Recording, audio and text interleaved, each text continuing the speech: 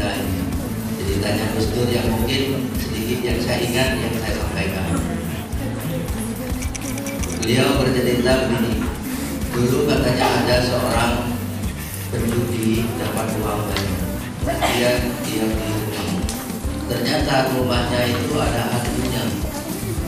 Nah, karena rumahnya ada hantunya, dia mendatangkan paranormal. Setelah 3 hari, kemudian dibakar kemenyan juga lagi di sana. Ternyata setannya nggak pergi lagi. Saya sudah tidak takut kepada Anda. Akhirnya karena sudah 2 orang sudah berusaha untuk menghilangkan setan tidak bisa, si penjudi ini akhirnya mengajak berdialog setannya. Dipanggillah setan itu ke ruang kerjanya. Dan juga kemudian banyak sekali ada di mahasiswa.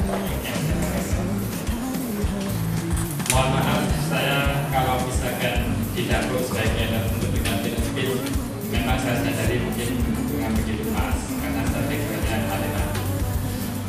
Jadi tidak saya matematik, sehingga kalau berbicara ekonomi, ansih tentu saya tidak memahami pol, saya nggak memahami sama sekali. Dan memahami kabar jelas kan. Tapi yang jelas, message yang ingin saya sampaikan di pemerintah daerah adalah bahwa kajian-kajian yang teman-teman dari TI yang seminar tentang ekonomi daerah ini untuk pendapat ini seperti apa? Ini kan kalau menurut saya kan strategis apa yang didiskusikan, jadi bagaimana agar pembangunan ekonomi daerah itu selalu juga melihat kajian-kajian yang dilakukan oleh Bank Indonesia. Sebenarnya kan diadakan oleh Badan Supervisi Bank Indonesia dengan Fakultas Ekonomi dalam konteks agar bagaimana peran BI juga bisa lebih optimal, tentu kerjasama dengan tinggi karena SDM ekonomi banyak bisa mensupport. Tapi lebih penting adalah bahwa hasil kajian itu seharusnya itu bisa dimanfaatkan oleh daerah untuk bagaimana menyiapkan hal-hal yang dirasa mungkin di sini masih lemah, itu yang harus digenjot gitu. Nah, menurut jenengan ini permasalahan industri ekonomi daerah Jember ini bagaimana Pak? Apakah memang Jember terus mengutamakan pertanian atau industri Pak? Kalau melihat dari kondisi objektifnya, Jember ini masih di daerah pertanian perkebunan. Jadi justru industri yang harus dibangun itu cukup penting untuk menggerakkan masyarakat lebih bisa banyak berperan dan memberi nilai tambah produk-produk pertanian itu. Jadi tidak hanya dijual seperti ini tapi harganya sekian. Tapi kalau diolah akhirnya ada nilai tambah yang lebih. Nah, justru menurut saya industri itu penting tapi industri yang selektif. Industri pertanian itu Pak? Ya, industri yang bisa mensupport bagaimana produk pertanian ini bisa mempunyai nilai tambah yang lebih. Nah, berarti Jember ini secara kacamata industri untuk yang industri pertama ataupun industri yang teknologi ini memang kurang cocok berarti Pak ya? Kalau dilihat dulu, jadi perspektifnya seperti teknologi yang mana gitu. Kalau teknologi yang juga masih kaitannya dengan kebutuhan masyarakat banyak dan itu memang bagian yang harus dikembangkan di banyak daerah, itu oke saja. Tetapi jangan lupa meninggalkan yang pertanian ini ya. Jadi katakanlah agroindustri lah. Jadi industri itu untuk industri tingkat menengah lah, industri intermediate untuk bagaimana agar bahan-bahan baku yang sudah banyak ini kan produknya banyak sekali, kopi, kakao, durian, itu kalau tidak hanya disedar jadi durian gelondongan gitu loh mas ya, diolah dulu ada industri untuk itu, bahkan bisa untuk ekspor, ini kan luar biasa ya, ekonomi akan tambah. Nah, selama ini UNED ini tentang industri, tentang pertanian ini sudah apa yang dilakukan Pak? Alhamdulillah memang ada yang sudah monumental ya sebenarnya, terutama dalam hal pangan ya. Jadi ya saya sebut aja ada 2 ya, yang sudah monumental, yaitu bagaimana berperan dalam memenuhi kebutuhan tepung, yaitu tepung mokaf itu untuk mengurangi ketergantungan pada tepung gandum yang impor itu. Oh berarti sekarang UNED sudah mengembangkan tepung mokaf ini Pak? Sudah difabrikasi di Solo, di Palu. Sama beras apa itu? Ya, beras cerdas itu kan bagian dari mokaf.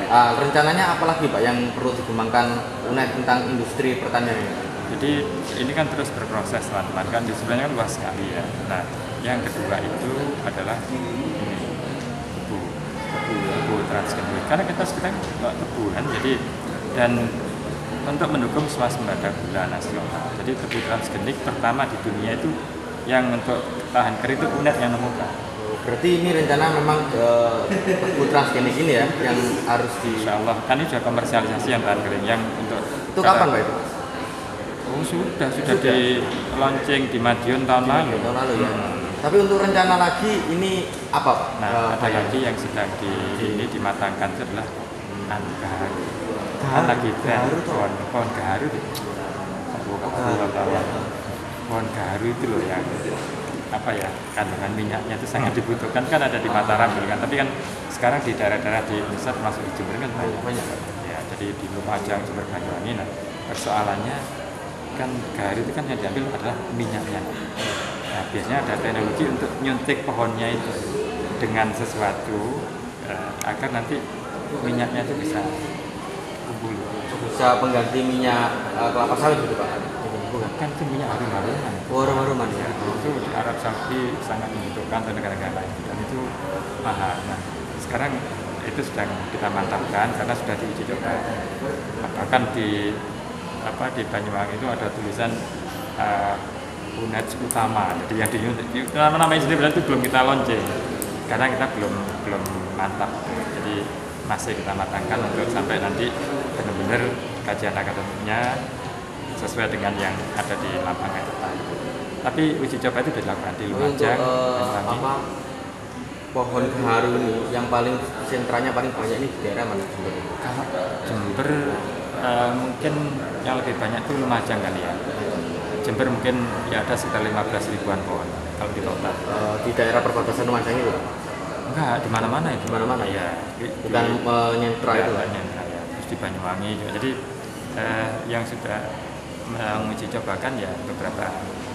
Nah kelompok kan ada Jember itu ada Jember kalau nggak salah Gaharu Club. Jadi Jember Lumajang LGC Lumajang Gaharu Club itu dia aktif itu untuk minta teman lab itu untuk dia coba karena memang menurut mereka teknologi yang dibuat teman-teman di sini itu bagus. Kalau di Mataram itu kan dipaku gitu, disiksa pohon itu dipaku agar nanti kalau ini memang istilahnya disuntik dengan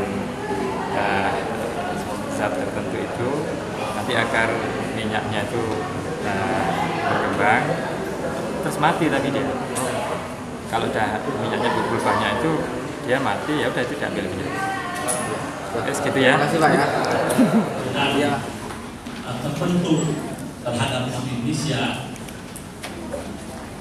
maka dibentuk Badan Supervisi Bank Indonesia dalam upaya meningkatkan akuntabilitas, independensi, transparansi, dan kredibilitas Bank Indonesia. Kemudian juga disebutkan di situ bahwa Badan Supervisi Bank Indonesia itu terdiri dari 5 orang anggota dan 1 merangkap ketua yang dipilih oleh Dewan Perwakilan Rakyat dan diangkat oleh Presiden untuk masa jabatan 3 tahun dan dapat dipilih kembali untuk 1 masa jabatan berikutnya.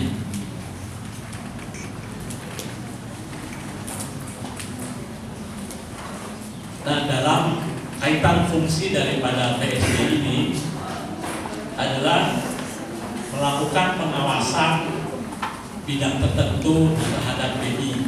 Nah, pengawasan itu adalah pengawasan yang terkait dengan aspek operasional dari BI, kemudian aspek yang terkait khususnya untuk Universitas Jember sendiri itu apa yang didapatkan gitu dari hasil seminar ini? Ya, yang jelas kalau kita sih berharap ada 2 hal dari masyarakat akademisi di Jember dan sekitarnya, dan khususnya akademisi ya di Jember, baik mahasiswa ataupun juga dosen, itu juga memahami lebih baik mengenai keberadaan BSBI, karena banyak yang belum mengetahui keberadaan BSBI dan juga apa yang kita lakukan, tugas-tugas kita kenalan tentu saja ya, dan kemudian selain itu juga berharap agar supaya memahami lebih baik mengenai pergeseran peran BI setelah ada OJK,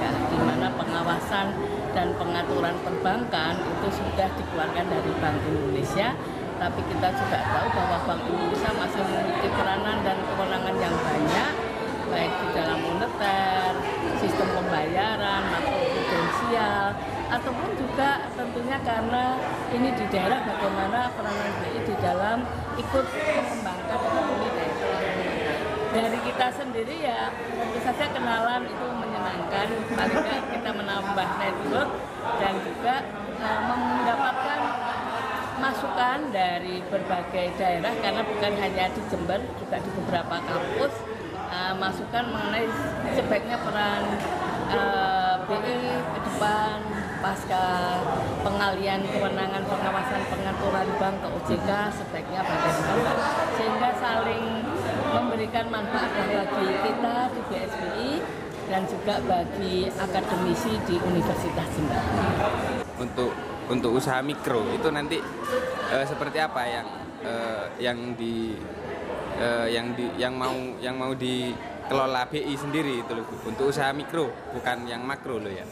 Bank Indonesia sih sepanjang yang saya tahu tidak mengelola usaha mikro, tapi tidak, ya? BI kan banyak mendukung ya, tadi disampaikan oleh pimpinan wilayah BI di Jember ya, Besuki, bahwa BI itu punya berbagai kegiatan, baik itu di dalam program sosial BI ataupun kegiatan-kegiatan lainnya yang untuk mendorong sektor real ya, untuk ikut berpartisipasi dalam mendorong usaha mikro kecil di daerah sektor real agar supaya BI yang memiliki berbagai resources ya, baik keuangan ataupun juga sumber daya manusianya dan juga ide di seluruh Indonesia itu bisa berpartisipasi dalam mendukung pengembangan sektor real di daerah. Nah itu tapi kewenangan BI ya. Tadi dari yang kita dengarkan bersama penjelasan dari pimpinan wilayah Jember seperti itu. Jadi itu